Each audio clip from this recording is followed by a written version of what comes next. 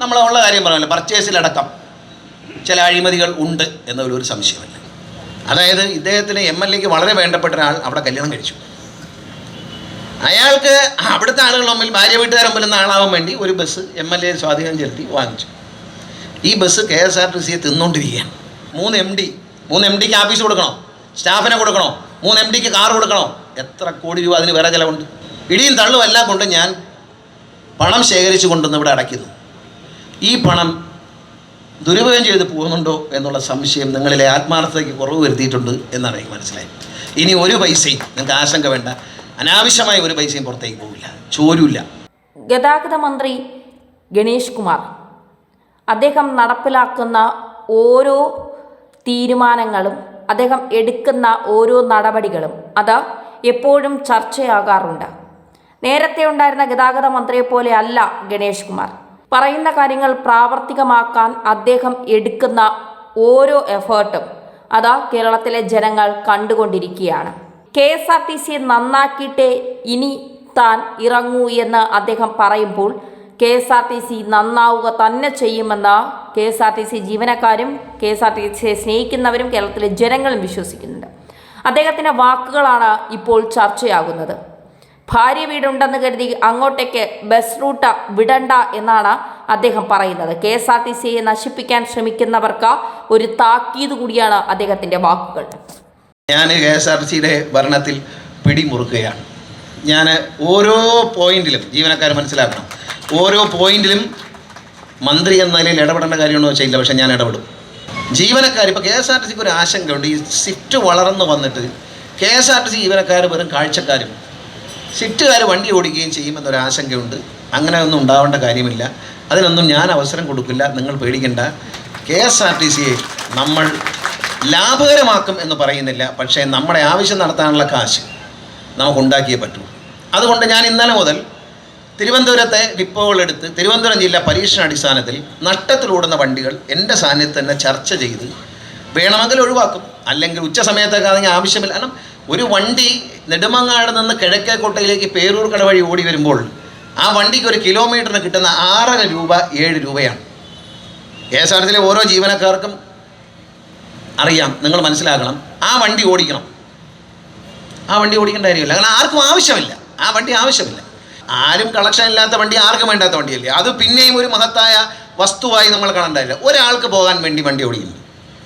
ഒരു സ്ഥലത്ത് നിന്നും കണ്ണൂരിനപ്പുറത്തുള്ളൊരു പ്രദേശത്തേക്ക് ഇപ്പോൾ പലപ്പോഴും MLA കത്തൊക്കെ തന്നെങ്കിലും നമ്മുടെ ജീവനക്കാർ തന്നെ കത്തെഴുതി കൊടുക്കുന്നുണ്ട്, ചില ബസ്സുകൾ ഓടിക്കണം, കാരണം വൈകിട്ട് അങ്ങ് പോയി ഇറങ്ങാനും അവരുടെ സൗകര്യത്തിനും. അതൊക്കെ നിർത്തി, അതൊക്കെ പരിപൂർണമായി നിർത്തിയാണ്. ആളുകളുണ്ട്. ഒരാൾ വയനാട് കണ്ണൂരിനപ്പുറത്തൊരു സ്ഥലത്തേക്ക് ഒരു വണ്ടിക്ക് അപേക്ഷിച്ചു. സ്ഥലത്തെ MLAയുടെ നിർബന്ധം സഹിക്കുക വയ്യാതെ വണ്ടി ഓടിച്ചു.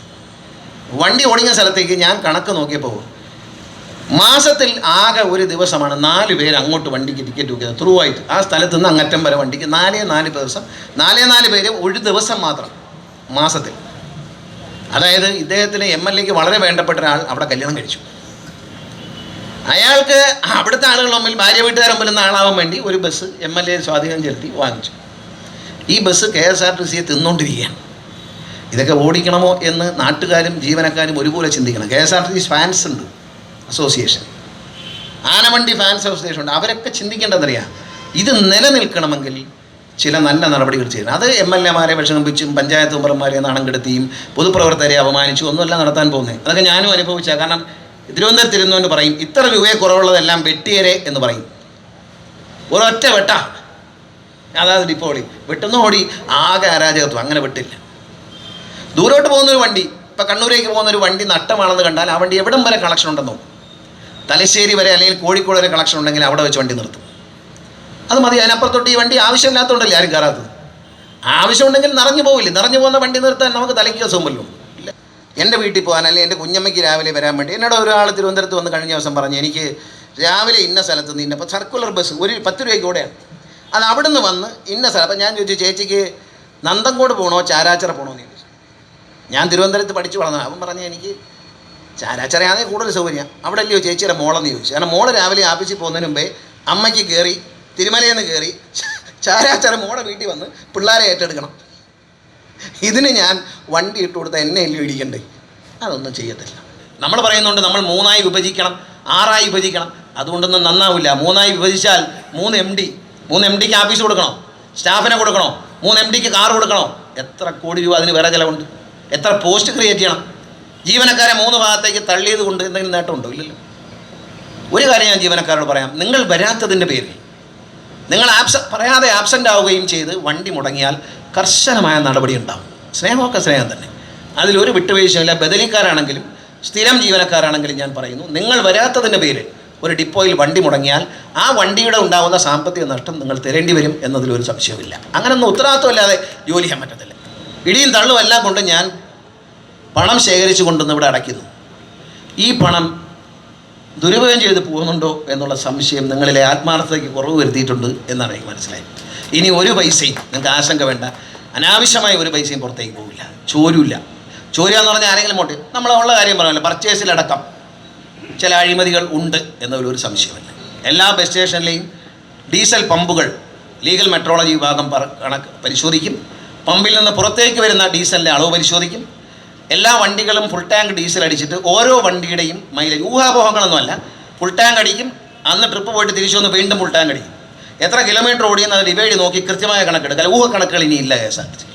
എല്ലാ വണ്ടിയും ഒരു റൗണ്ട് പരിശോധിക്കും. ഈ ഡീസലിൻ്റെ ചിലവ് കുറച്ചേ പറ്റും. കൂടുതൽ മൈലേജ് കിട്ടുന്ന വണ്ടികളിലേക്ക് മാറും.